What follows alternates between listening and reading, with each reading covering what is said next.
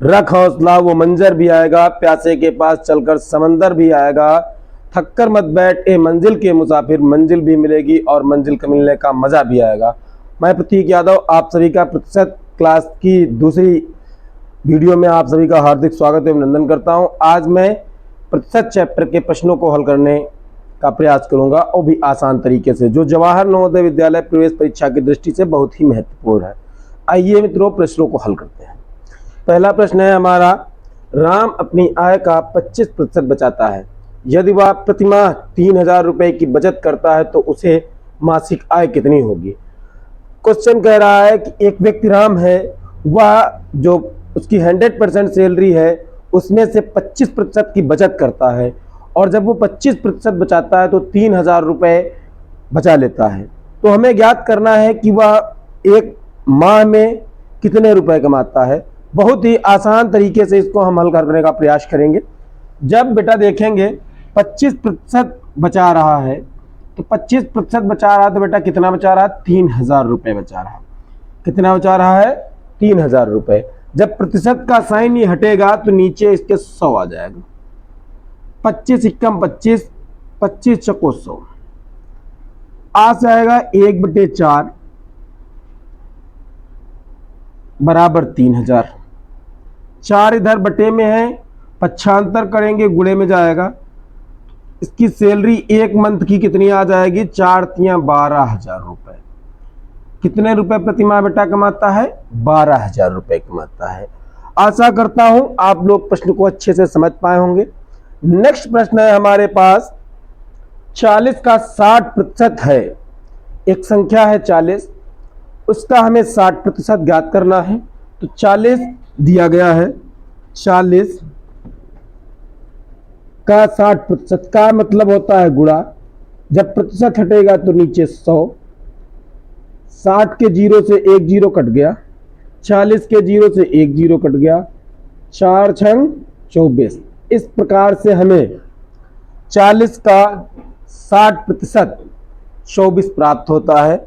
अगला प्रश्न है हमारा, राम अगर 50 में से 35 अंक प्राप्त करता है तो उसने कितने प्रतिशत अंक प्राप्त किया।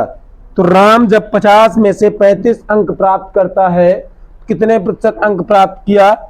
तो इसका फार्मूला होता है प्राप्तांक बटे पूर्णांक, प्राप्तांक बटे पूर्णांक गुणे 100। तो 1 जीरो से जीरो कट गया, 5 एकम 5, 5 दूनी 10, 5 दूना 10 का जीरो, 2 तिया 6, 6 1 7। तो बेटा वो 70% अंक प्राप्त करता है। जब कोई भी बच्चा 50 में से 35 अंक प्राप्त करेगा तो वह उसके अंक का प्रतिशत 70 होगा।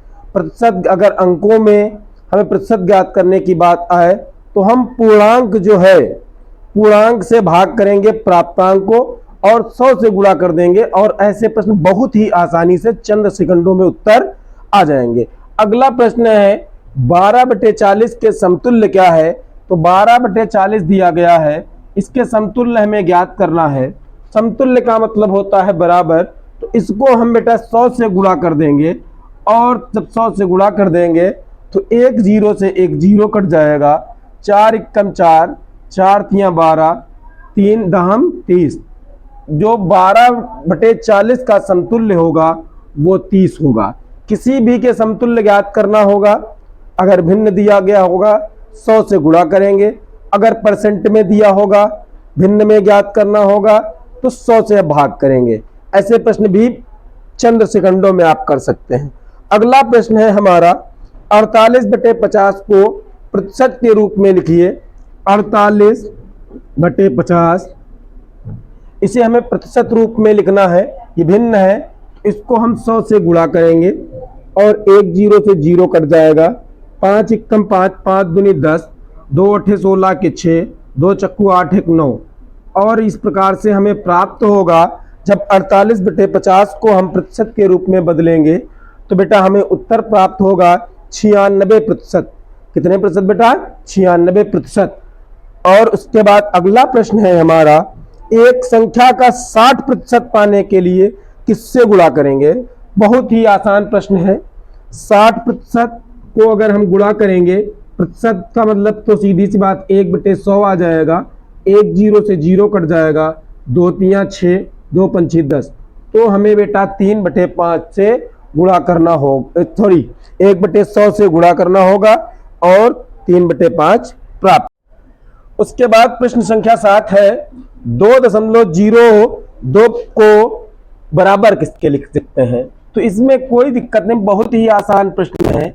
2.02 को बराबर लिखने के लिए इससे हम 100 से गुणा कर देंगे। 100 से गुणा करेंगे तो दशमलव यहां आएगा, तो ये 2 जीरो लग जाएंगे, 2 जीरो 2 जीरो। इस प्रकार से इस प्रश्न का उत्तर हमें 202 प्राप्त होगा।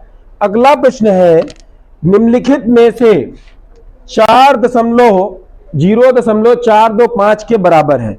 तो हमें क्या करना है, इसको हल करेंगे। 0.425 गुणा करेंगे 100 से और फिर इसके नीचे आ जाएगा 1 1 2 3 3 जीरो हम लिख लेंगे। दशमलव गायब, 1 जीरो से 1 जीरो, 1 जीरो से 1 जीरो। और अब तो बचा नहीं, आएगा कितना 42 5/10। इस प्रकार से 425 को हम 10 से भाग करेंगे। 10 चको 40, 2 बचेगा और उसके बाद 5 उतार लेंगे। तो उसके बाद 5 उतारेंगे तो 10 दुना 20 बचेगा 5, पॉइंट लगा देंगे, 0 बढ़ा लेंगे, 10 पंजे 50। इस प्रकार से हमें प्रश्न का उत्तर 42.5 प्राप्त होगा। ठीक है, अगला प्रश्न है 400 का 70% कितना होगा।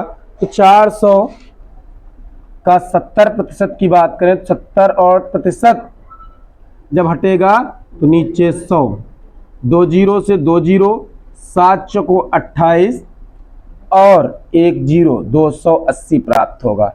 दशमलव में व्यक्त करने पर 325 बराबर प्राप्त होगा।